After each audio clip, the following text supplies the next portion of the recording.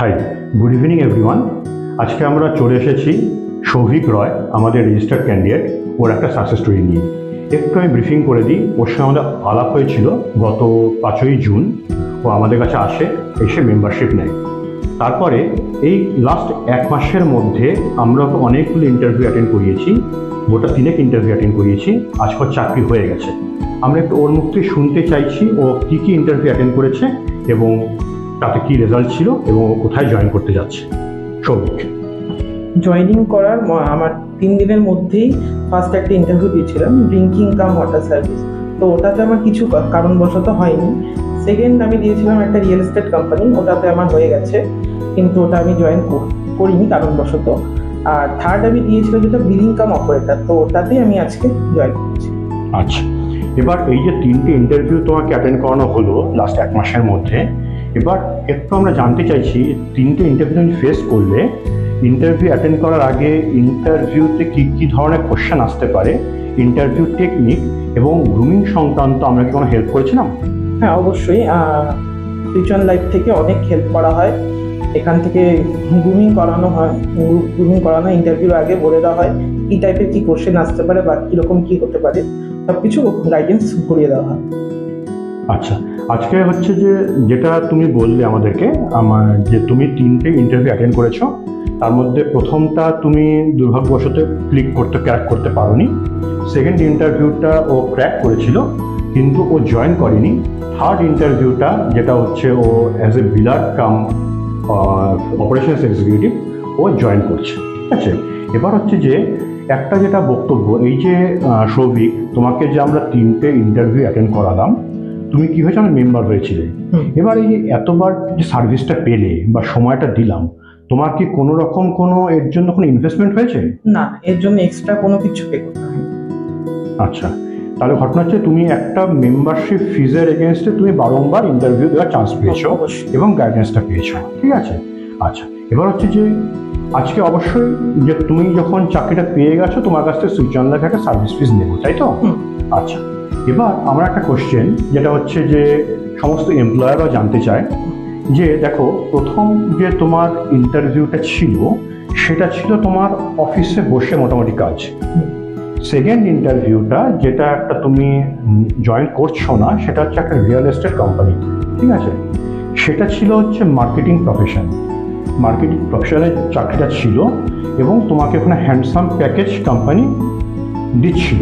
ঠিক আছে, এবং সেখানে তারা বলেছিল যে হাই ইনসেন্টিভ রয়েছে, এবং সেগুলো অফারটা বাদ দিয়ে তুমি আজকে ধরো জয়েন করছো as a biller cum operations executive, এবং তুমি নিজেও জানো এই অপরচুনিটিতে তোমার একটু স্যালারিটা আগের সেকেন্ড জবের থেকে হলো কম।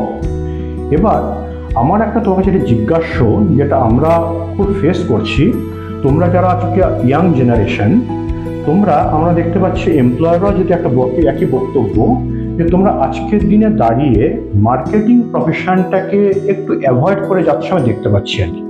এই মার্কেটিং প্রফেশনটাতে যেখানে হচ্ছে উচ্চ বেতন পাওয়ার একটা সম্ভাবনা রয়েছে, হাই ইনসেন্টিভ ড্র করার সম্ভাবনা রয়েছে, কিন্তু তোমরা মার্কেটিং প্রফেশনটাকে কেন অ্যাভয়েড করছো সেটা যদি একটু তুলে ধরো, কেন তোমরা অ্যাভয়েড করে যাচ্ছ? অ্যাকচুয়ালি রিয়েল এস্টেট একটা কোম্পানি ছিল, ওটাতে আমি গিয়েছিলাম, হয়েছিল আমার। ওটা আমার রিফিউজ করার একটাই কারণ হলো, ওটা আমার বাড়ির থেকে অনেকটা ডিস্টেন্স হয়ে যাচ্ছে, ফার্স্ট অফ অল। 2 নম্বর হচ্ছে আমার ওখানে টার্গেটটা ফুলফিল করতে হবে। এই ক্ষেত্রে আমি এখন যেটা করছি, ওটা বিলিং কাম অপারেটরটাতে টার্গেট বেস সেরকম কিছু নেই। আর এছাড়া আমার এই এখনকার যেটা জব আছে বিলিং কাম অপারেটর, ওটাতে আমি বেশি কমফোর্টেবলভাবে কাজ করতে পারবো। আচ্ছা, এবার ঘটনা হচ্ছে আজকে যেটা হচ্ছে সৌভিকের যেটা বক্তব্য, যেটা আমরা ফিল করি আর কি, যে এই ইয়াং জেনারেশনের ছেলেরা একটু টার্গেট কথাটা শুনলে হচ্ছে ভয় পেয়ে যাচ্ছে।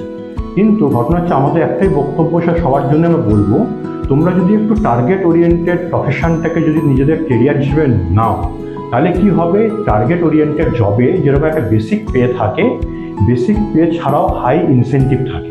ঠিক আছে, এবার ঘটনা হচ্ছে কোনো সেলস ওরিয়েন্টেড বা মার্কেটিং ওরিয়েন্টেড কোম্পানি কিন্তু বেসিক পের ওপর কিন্তু চাকরি করতে বলে না। তারা বেসিকটা তো দেবেই যেরকম, তা সত্ত্বেও তারা কিন্তু তোমরা যদি সেই নমিনাল মার্কেট মানে বেঞ্চমার্কটা যদি মেনটেন করো যে হ্যাঁ ঠিক আছে এই অ্যামাউন্টের সেল করতে হবে বা একটা এই ফিগার করতে হবে, তাহলে কিন্তু হাই ইনসেন্টিভ রোজগার করার ব্যাপার রয়েছে।